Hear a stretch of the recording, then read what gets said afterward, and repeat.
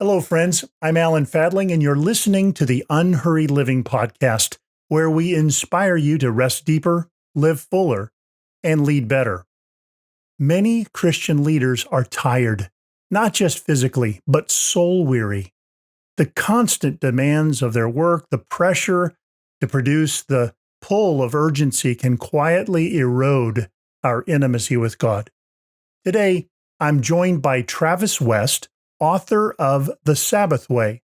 We'll talk about a rhythm that can renew our leadership from the inside out. Sabbath is not just taking a day off. It's a way of living that restores joy, deepens trust, and sustains our calling.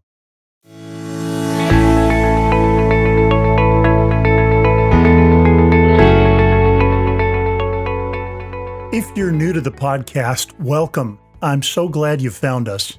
If you haven't already, please subscribe and share this podcast with your friends and colleagues. My guest today, Travis West, is a professor of Hebrew and Old Testament at Western Theological Seminary and author of The Sabbath Way.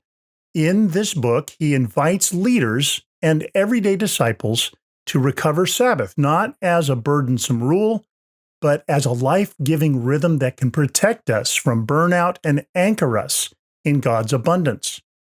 Drawing on biblical wisdom, Hebrew insight, and personal experience, Travis explores how Sabbath reshapes our relationship to work, time, community, and creation.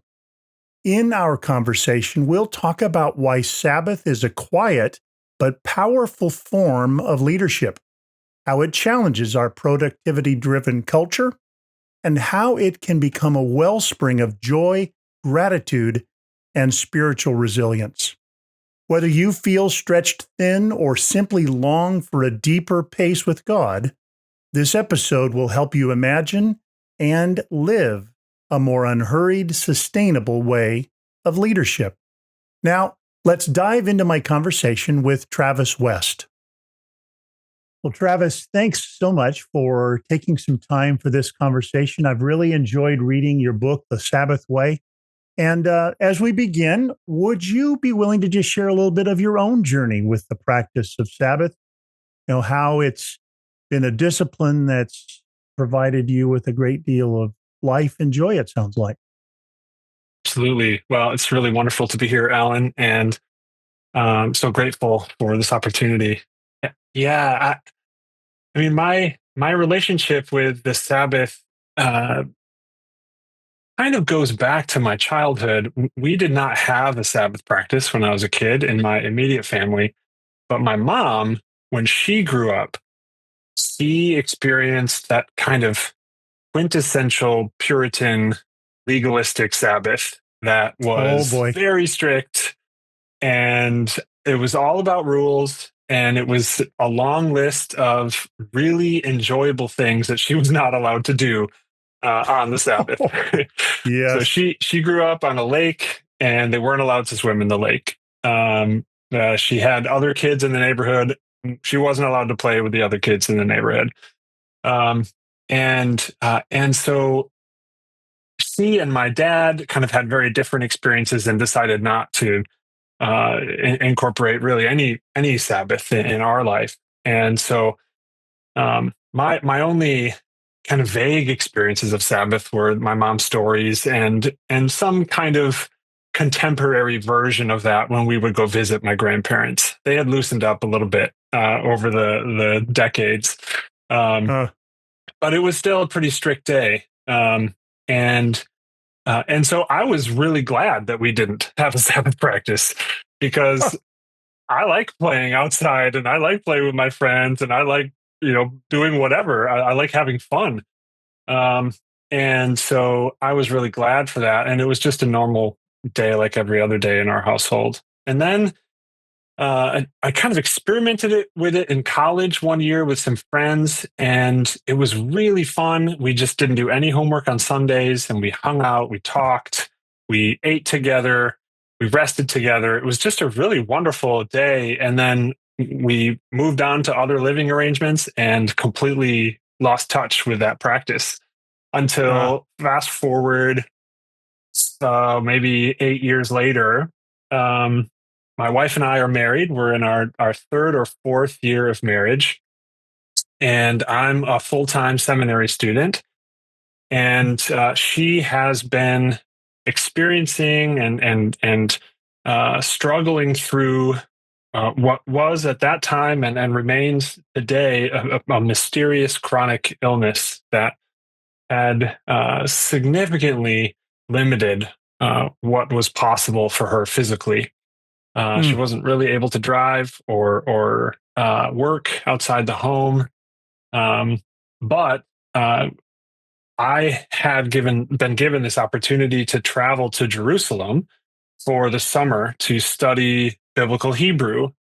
I was at that time just beginning to explore what would become my vocation as an Old Testament professor. And I was falling in love with the Hebrew language, and I wanted to go do this language class. So we were able to travel there together. It was quite difficult for her, but she was able to make the trip with me. And all of a sudden, everything stopped on Friday at sunset. The buses stopped running. The Jewish shops all closed. The streets were empty. And everybody was in their houses, hanging out with their families and friends and having meals and, having their Shabbat celebrations. And we were kind of just marveling at this. And so we were like, well, let's just play along. And so that it was almost like the cultural Sabbath of Israel, which is actually, I think, diminishing some over the last couple of decades. But we didn't participate in any Jewish Sabbath experiences. It was just the fact that the country had chosen to shut down in honor of this really important Jewish religious ritual and practice. And so we just got swept up into it. And it was everything we had been missing. And so we had that sort of 6 weeks of Sabbath rhythm and came home from that summer and immediately stopped because every Friday night or Saturday night or Sunday at home in Michigan, nothing stopped around us. The buses were still running. Yeah. All the shops were open, right? Everybody was still working hard. Go, go, go. And so we didn't have this sort of larger structures that were kind of being imposed almost on us anymore. And we had no idea how to establish those rhythms ourselves. Yeah. And so for that whole year, I was just running like a chicken with my head cut off, trying to learn how to teach Hebrew, still be a student. I was a worship and youth pastor at a church. I was trying to care for my wife. I was trying to make enough money to keep a roof over our heads. It was crazy. And then we had the opportunity to go back to Jerusalem that second summer. And that was when it actually clicked, that we remembered the gift that rhythm was the previous summer that we had completely lost touch with. So that second summer, we decided to change our lives and reorient our life around this practice. And so that meant that I had to make some tough choices to pull back from things. So I pulled back at the church, and I shuffled. I kind of went part-time at school. I tried to make my life more right-sized. And that took a long time, really, to accomplish. But that was really where it began. But we still had no idea what we were doing. So we really just made it up as we went along. There was a couple books that I read that were really helpful, like Norman Wiersbe's Living the Sabbath. I found that the week after we got back, and I just devoured it. Oh my Abraham goodness. Heschel's The Sabbath, of course, was super helpful. Not as practically helpful, but in terms of a Sabbath vision, it was transformative. Yes, for sure. Yeah. So, over the last 15 or 18 years, as we've been really, Sabbath has been the anchor of our life. We've struggled a lot to figure out what to do and how to make that day be meaningful, not just for the day itself, but for our whole week and therefore our whole life. And it was probably like 4 or 5 years ago that we landed on a way of doing that, that's very personal and unique to us, but it works really well. But something that I think would have much more universal appeal is that what eventually made sense for us was when I was reading Isaiah 58, this beautiful passage on fasting that has this interesting turn towards Sabbath at the end. And in verse 13, God says through the prophet, call the Sabbath a delight. Ah. And I realized that that's what our Sabbath was missing. Our Sabbath was when you don't know what you're doing, you just sort of instinctively draw from what you've experienced over your life. And so I had subconsciously made our Sabbath pretty legalistic because that's what my mom's, those were the stories, was, right? Those were the stories. It was about what you don't do. And so I was adamant about us not doing certain things. And me and my wife are very different. So the things that I was like, no, Sabbath's about not doing these things are like the things that give her life. Oh, no. Yeah. And so once we realized that Sabbath was an invitation to delight, and delight is this sort of sense of being fully alive in a moment and in the midst of our lives, well, that really changed our conversation. And it helped me both realize and let go of some of my perfectionist and legalistic tendencies, which was a painful lesson to learn. I thought that I had not really absorbed much of that from my family, but turns out I was wrong about that. And so, and then it was just about making room in our life to experience delight, to experience connection. And when that became the focus, then kind of everything clicked into place for us. That's really something. As you were sharing earlier about sort of the family story, that gave some shape, unfortunately, to your early experiences of Sabbath, it makes me think, I have a friend who's in a denomination that's very Sabbath honoring. It's a high value for them.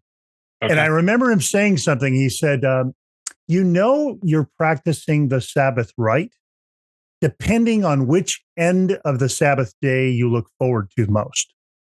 Is it, I can't wait for it to start? Or is it, I can't wait till it's over? Yeah. And I thought that's really, it gets to your delight question a little bit, I think. Yeah. Yeah. Oh, I love that. I love that so much. I was really struck by a quote that you included in your book, An Unhurried Life, from Gerald May about the Sabbath. And I think articulates really this experience that I was that took me so long to discover. He talks about kind of the problem with a religious Sabbath is that it easily shifts from Sabbath being about freeing you from having to work and making it so you're not allowed to work. Yes. Right. So that subtle shift of language and perspective is huge in terms of the impact that it has on people who are practicing or being forced to practice Sabbath. And when you're not allowed to work, or when you're not allowed to experience these things that bring you great joy and delight, well, then you're, of course, resentful of this day that's supposed to be the best day of the week. But when it becomes freedom from having to work, then it becomes about liberation. It becomes about justice. It becomes about wholeness. It becomes about connection and those kinds of things. And so I loved that quote. I hadn't read that from Gerald May before. So thank you. Thank you for that gift Yes, and I that love that story. one. That's a great story. Yeah. Well, I mean, I think in some ways it's the difference between is Sabbath a you can't day or is Yep. it a you don't have to day? Yeah. And Right. that little difference in Yeah. orientation makes all the difference. I Yeah. mean, of course, there are prohibitions, but they're meant to be Right. protective, not, Right. Right. not depriving, I Yeah. think. Yeah. Yeah. So I mean, it's as you, really, yeah, go. well, it's about what's the telos of the day? Is the telos of the day you not working? Like, is ceasing the point? Is it the end? Or is it actually creating the conditions for something else to happen? Yeah. And what the Sabbath I received was a Sabbath about the no. It was a Sabbath about no, period. But what I discovered is that the no is essential, but the no actually serves the yes, the Sabbath Right. yes, to delight, to gratitude, to joy, to connection, right? To pleasure, to life. Um, so I've found that language helpful as well. Yeah, that's so good. Uh, Well, so a lot of our listeners will be Christian leaders, whether they're paid or they're volunteer. They're men and women who are involved in service in a lot of different ways, and we interact with many of them are experimenting with a Sabbath practice, and then many of them wish they were experimenting. They Yeah, they can't figure out how to stop yeah, without everything falling apart. At least that's the fear that I yeah, hear. yeah. How has your own practice of Sabbath gotten underneath that kind of fear or that kind of concern that some of our listeners express?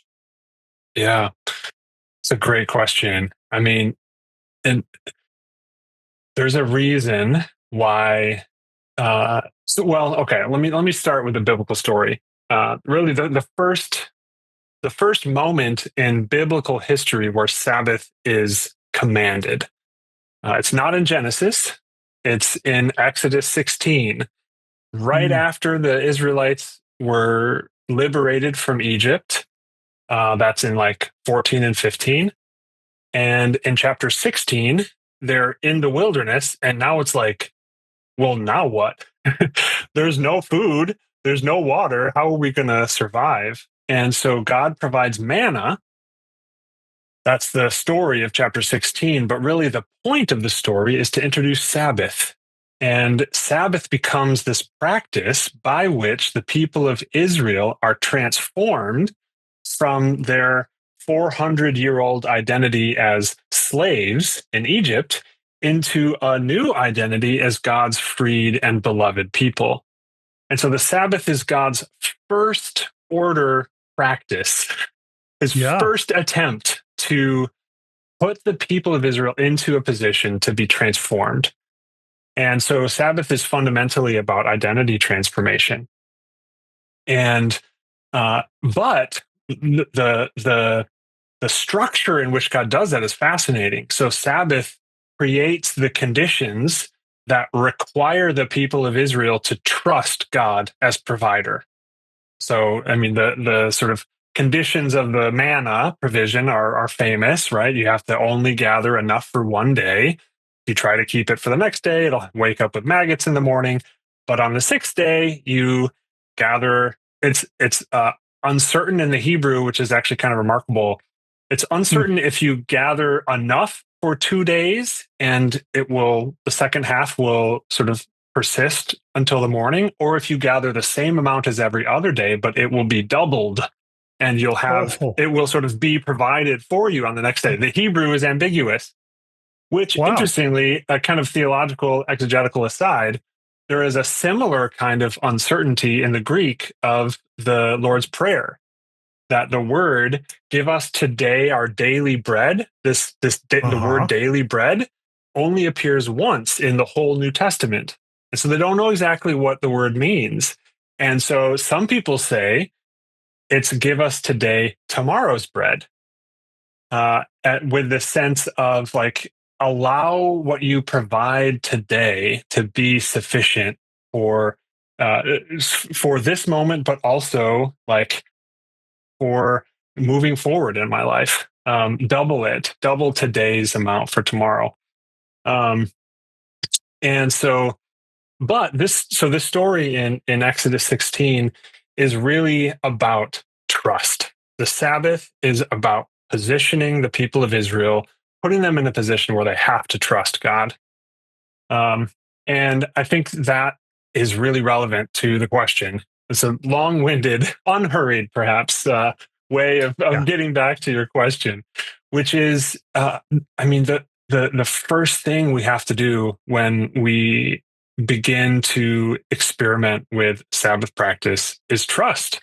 Trust that the sky won't fall down if we quit for 24 hours, or if we just pause for 4 or 6 hours.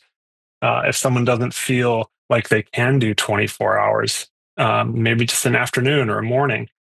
So it requires trust. But the second thing, when we actually are courageous and we try that, and we're intentional about communicating with the people who might need us, that we're not going to be available, right? You want to do it wisely.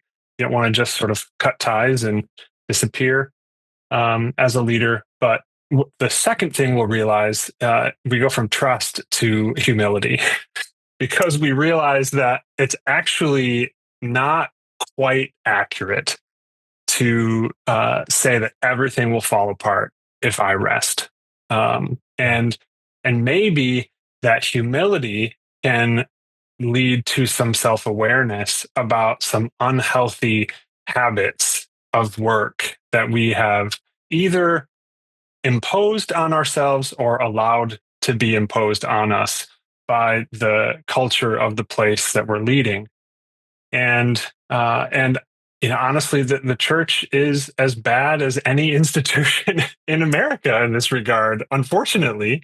And it's a combination of the leader, the pastor, or the volunteer leader being committed to and feeling not a responsibility, but a longing to have these rhythms of Sabbath.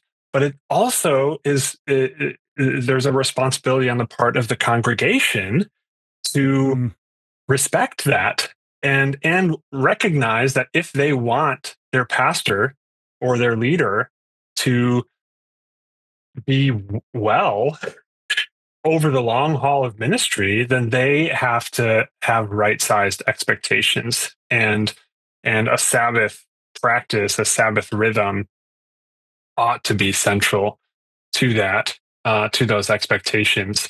I was reading a couple of years ago AJ Swoboda's book Subversive Sabbath, and that's a good one too.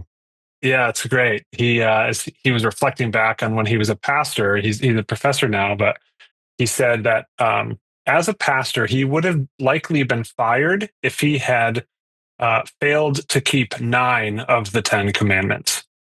But if he failed to keep the Sabbath, he probably would have gotten a raise. Right. And I think that's just telling of the situation that the church is in, and it's dire. I mean, pastors, for more reasons than just this, I think COVID had a lot to do with it. But pastors are leaving the church at a really high rate right now. Burnout is through the roof, and people are just getting chewed up and spit out and washing their hands of those leadership opportunities. So I'm so grateful for the work that you and your organization are doing to encourage leaders to have more wholehearted rhythms of life and to explore how to bring greater balance to their life between their work and their rest. So it's such important work. Well, thank you. It's important for us personally. We have needed this. I sense that in the writing you've done too. So one of the things we talk about is how it is that work and rest relate to each other. We don't practice the Sabbath as a utilitarian measure to increase productivity. We don't do that. Right. It so happens that Yeah. a rhythm of Sabbath in my life has just made my work better work. Like instead of rest as a thing I just collapse into when I'm out of gas, rest is more like the fertile soil where everything in my life grows. Yeah. And that's a Yeah. very different sort of vision. So, could you maybe just talk about your own experience of how it is that Sabbath, this day a week of Sabbath, a day of delight, a day of rest, a day of gratitude, all the ways you described it. And then the other 6 days of just our normal family and personal and job work, like how those interplay, what you've noticed. Yeah. So, such a great question. Now my mind is firing in so many different directions. Um, well, the first thing that I'll say is there is a very important relationship between the Sabbath day and the other 6 days. And I was mentioning at the beginning that there was some, delight was one really important aspect of our Sabbath that we were missing in those Yeah. early years.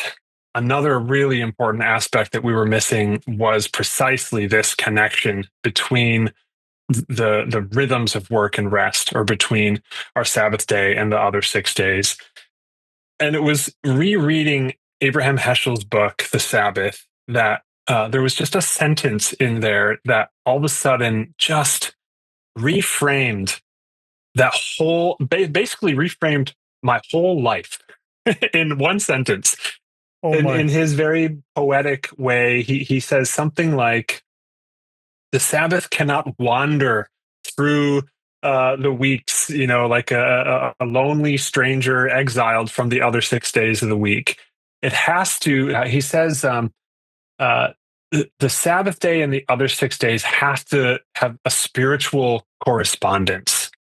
Mm. I totally butchered the quote, but that's the kind of the idea. Um, and what I hear him saying in that is that what my life was structured life like prior to reading that line was, rush, rush, rush, rush, collapse, rush, rush, rush, rush, collapse, rush, rush, rush, rush, collapse. Right? Familiar. I'm Yeah. sprinting on the treadmill for 6 days, and then I leap off of it, and I fall on my face, and I sleep for one whole day, basically, and then I jump back on the treadmill and sprint for 6 days. And the late great Eugene Peterson described this as a bastard Sabbath. Oh, I Saucy remember. language for, Yes. but really effective language, right? Um, that in that scenario, the Sabbath is just a pit stop. It's just like a fuel tank, on the side of the road that helps me keep going. Um, and so it's in that sense, the Sabbath is serving the work week, but the biblical model is more of this reciprocal relationship, that the Sabbath empowers and inspires the week, and then the way that I work and the work that I do also then is inspiring and relating back to my Sabbath. So what I realized upon reading that sentence um, is that there was no congruity between our Sabbath day and the rest of the week. And so that's where a really important theme in my book, The Sabbath Way, was born, where I talk about the Sabbath as being not just a practice, but also a posture. So it's a Yes. practice that we every week after week, we learn how to live in this way. We imbibe the values of Sabbath, of delight, of presence, of gratitude, of connection, and the value of rest, and embracing our limits, of trusting in the providence of God. And then the rest of the week, we inhabit that posture towards our work. And Yeah. so instead of being this hard break where we're running on the treadmill and we leap off of it, maybe we need to rethink the treadmill. Maybe that's not the best metaphor. Maybe a better metaphor is like walking on a path or something like that, Yeah. where we're periodically stopping to literally smell the flowers, or hear the kingfisher call as it's hunting for fish, or the woodpecker, or whatever it is, or see a friend and pause and talk to them on their porch. That is seems to me a better metaphor for a life lived at a humane pace. And so for me personally, what I realized I had to do is I had to uncommit to a few things, because my tendency, which is rooted in a value of hard work, but also in I'm rooted in the soil of scarcity, financial scarcity, time scarcity, energy scarcity, but particularly in our life with my wife's illness, inability to work, compounded with a lot of medical bills and very expensive kind of dietary needs and those sorts of things. I just felt like I had to work more for us to survive financially. And so I had to lean into trust, right? Trust is the first step of Sabbath. And I had an embarrassing and uncomfortable conversation with my boss. And I said, look, I have overcommitted, and I am my mental health and my physical health are suffering. And I'm a poorer employee because I've been trying to do all this, and I'm sorry. And can I pull back from things and go? I mean, most of those things were overloads things that like overtime things that I had taken on beyond my regular work responsibilities. So she was really gracious and worked with me, and so I had to swallow making less money. But also being the husband I wanted to be to my wife, and the professor I wanted to be to my students, and the friend that I wanted to be to my friends. And my ability to do that was diminished by my sort of attempts to be Superman, but not actually be Superman. Right?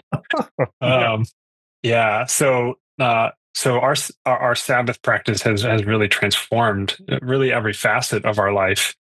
But those are some really tangible ways that our commitment to Sabbath led to really, really tangible choices in our life that have led to me being a better version of myself. Yes. Well, again, not to make the Sabbath utilitarian, but I've sometimes said I can get more done in 6 days than I can in 7. Yeah. By which I sort of mean, in some ways, I get better things done when I'm bringing a Sabbath soul to my normal days of work. I mean, one of the things I hear in what you're saying is that Sabbath has strengthened your capacity for no. It's given you freedom to say no's that needed to be said, which has opened up space. Right. For you to do things that God did give you to do, and has given you to enjoy and everything. And I mean, there's so many ways in which Sabbath for me has been a kind of regulating of some of my interior movements that have not served me well, and have not by extension served anyone else well either. Yeah. Some of those. Yeah. Oh, sorry. I'll just say quick. One of the ways in which I learned to say no was saying no to the things that I already wanted to say no to, but I felt an obligation to say yes, because I'm the guy who says yes to things, right? Right. But then I'm also the guy who's resentful about all the things that he said yes to because he actually wanted to say no to them. And so the Sabbath gave me some of that permission to say no when I actually wanted to say no, which then freed me up to say yes when I wanted to say yes to the things that actually did make my heart sing and that didn't exhaust me to do, but actually work that was life-giving to me. That saying yes when you want to say yes and no when you want to say no, I think is really one of the gifts that I've received from from the Sabbath. Oh, that's so well said. So one of the things I've noticed, I'm wondering if you've noticed this too, is I find that when leaders aren't doing a good job at resting, for example, in the rhythm of a Sabbath and building that in, they end up pursuing false rests, Mm, escapist or distracting or numbing. And the problem is they probably have more of that than a day's worth in their mm, week, like because it's not working. mhm. Um, so I wonder if you can think out loud about how it is that maybe even Sabbath protects us from some of those tempting forms of rest that don't refresh us. They numb us. They get us out of our overwork or our feeling of weariness, but they don't serve us well. Yeah. Well, something I've been thinking about a lot, and I do think it's connected to this question that you're asking, although at first it might not seem like it is. I've been thinking a lot about the relationship, really ever since delight. Reading Isaiah 58:13 and realizing delight is kind of the telos of Sabbath. I've been thinking a lot about delight, and especially in the context of Mariah's illness, my wife Mariah's illness, and what is the relationship between delight and pain and suffering, right? Oh, Joy and suffering. yeah. And because a lot of our life, we have really not felt a lot of access to delight, because life has felt really hard and mysterious and painful and overwhelming and stressful. Mm, And so was like, well, our life is supposed to be about delight, and so how do we access that? And so then we kind of shifted to kind of imposing a need for delight on ourselves, right? Which is a great way to prevent yourself from experiencing delight. Try and force oh yourself to no. experience it. We kind of realized in the end that delight is a gift, but it's not something that we can experience constantly in every moment, right? Right. But that we flex the same kind of heart muscles in experiencing delight that we do when we experience pain. In other Mm, words, uh, I learn how to be present to my delight when I'm present to my pain. But if I don't want to feel pain because it's uncomfortable, yep. then and I choose instead to escape, to numb, to avoid, to distract in order not to feel the pain or whatever the source of discomfort is, then I actually those muscles that allow me to be present to my life atrophy, and I'm also no longer able to be present to the delight and the joy.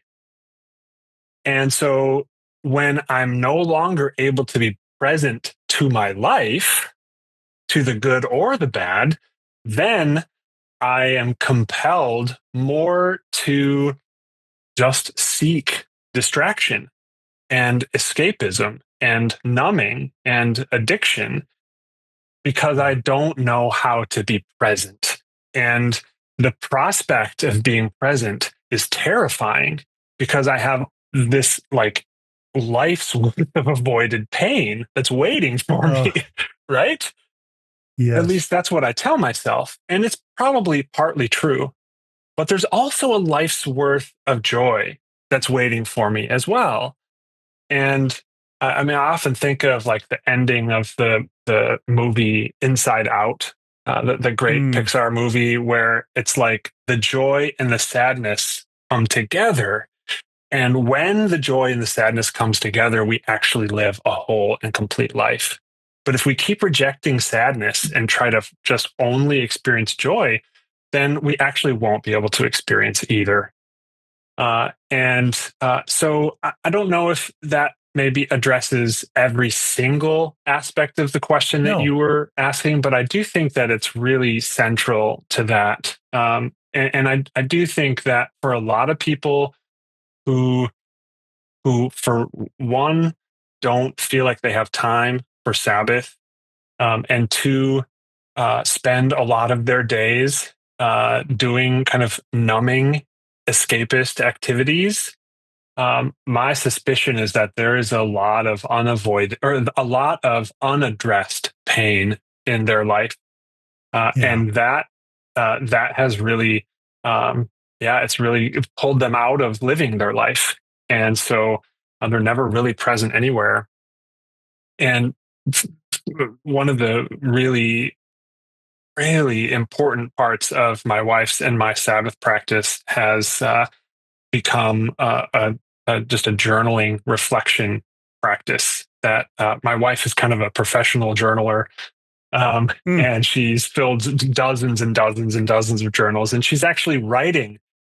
She's an artist and a writer, and she's creating a guided journal that's rooted in the Sabbath. That it's about liberation. It's called the Year of Jubilee.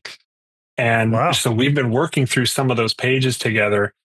And they really, like, because I'm not a natural journaler, I don't really know what to say when I sit down to write. So having some really helpful questions has been helpful for me.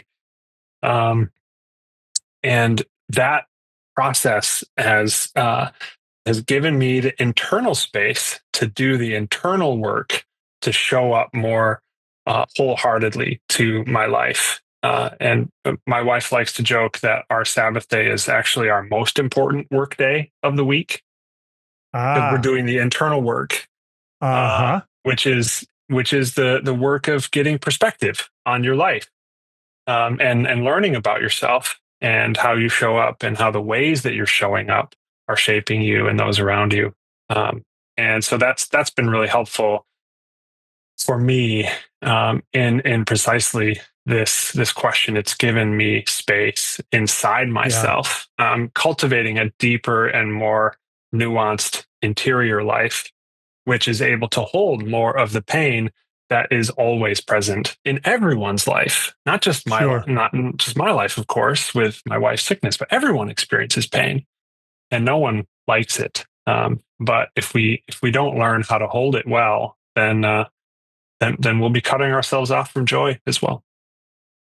Now, that is so well said. I think that gets very much to the heart of why it is that we numb and escape and distract, and how it sort of works for the minute. It's like when I'm numb, I don't feel my pain, but until the Right? numb wears off, then I got Yeah. another dose of numb, and then pretty Yeah. soon the numb doesn't work as well as it used to. It's just this Right. Yeah. horrible, horrible cycle that Yeah. is not the path of life Jesus invites us into. Right.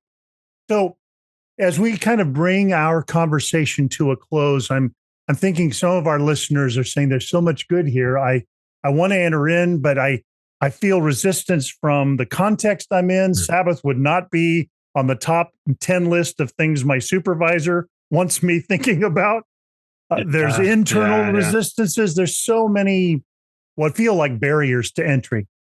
So I wonder if you could just speak to our folks.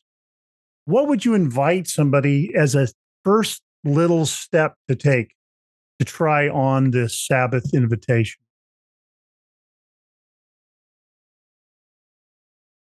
Yeah, I mean, the very first step to take, I think, is just to be gracious with yourself, and give yourself the permission to experiment. Don't put too much pressure on yourself to do it perfectly, to do it right the first time, and don't put so much pressure on the day for it to be perfect and idyllic. I mean, the first 10 years probably of our Sabbath practice, my wife and I had our worst fights on the Oh, Sabbath. oh, Because of that, like, rush, rush, rush, rush, collapse. When you collapse, all of the things you've been running away from catch up to you. yeah, So yeah. So the first thing I would say is be gracious with yourself, and don't expect too much of the day. The second thing would be intentional about it. So, um, and be specific. So choose a specific time that your Sabbath is going to start, and keep that time. Um, one of the beautiful things about the biblical rhythm of Sabbath is that it starts at sundown, right? Yeah. And what I love about that is that the sun decides when our Sabbath starts. I don't decide, right? My I like checklist that. being completed does not determine when Sabbath starts, which reinforces the fact that Sabbath is a gift. It's not something I earn by completing my work. It's not something I earn by achieving all the things I want to achieve. It's a gift that God gives to us week after week after week. So choose a time. Maybe it's sunset. Maybe it's 4 o'clock or whatever time you're going to start, and keep that. And then choose a time that it's going to end, so that you and the people that you're celebrating with can have clarity on what time it is. Is it Sabbath time or is it regular time? My wife and I like to have what I call a threshold ritual, just something to kind of Oh, yeah. mark the shift, right? So in Jewish tradition, there's lighting of the candles, and there's some songs and prayers and blessings offered. We have candles, but we also have like playful stuff like Sabbath mascots. We have like little stuffed sloth and snail and a banana slug, right? Invitations to slow down that we pull out and we set out as visual reminders. Another thing that we do that I would really encourage your listeners to consider is we cover all the clocks in our house as a way of creating a timeless day. And also as a way of, it's like a visual reminder to me, one, that it's Sabbath, but also I learn and realize how many times I actually check the time in a day when I don't need to. Yeah. Just the tyranny of the clock, So cover the clocks and put away your devices. So it's really a day of presence. It's a day of connection. It's a day of face-to-face, a physical day. And then, so that's how you make the space. But then you want to fill the space with something. Don't fill it with too much. Allow, no Sabbath spreadsheets. Don't plan every minute, but have a punch list of. Yeah. Maybe not. So fill it with things that bring you and your family delight. Maybe have everyone write on a sheet. What do you find delightful? When do you feel most alive? What are you doing? Who are you with? Where are you at? And then be with those people, do those things, and go to those places. And maybe take turns. Maybe one week it's your turn to do, and maybe next week it's Jem's turn. Maybe the next week it's the kid's turn or whatever. So be playful with it. And then the last thing I would say is process and adjust afterwards. Mm-hmm. And not everything's going to go right, and that's fine. That's how you learn. Mm-hmm. That's how you throw stuff at the wall, and whatever sticks, keep. Whatever falls down, don't keep. And so take it seriously, but not too seriously. And have a plan, but not a rigid one. Let it fall away if something comes up and everybody's cool with it. Do that instead. Experiment, play, process, adjust, and just try it. I like that very much. Thanks for just some very wise, inviting next steps that our listeners could consider. And again, today, my guest has been Travis West, and we've been talking about his book, The Sabbath Way. Travis, it's just been a great pleasure to have this conversation today. I've loved it. Thanks so much, Alan. Thank you for listening to the Unhurried Living Podcast. To learn more about us, visit unhurriedliving.com. In the show notes, you'll find helpful links and information about our partner, Life Audio, and all of their other faith-centered podcasts.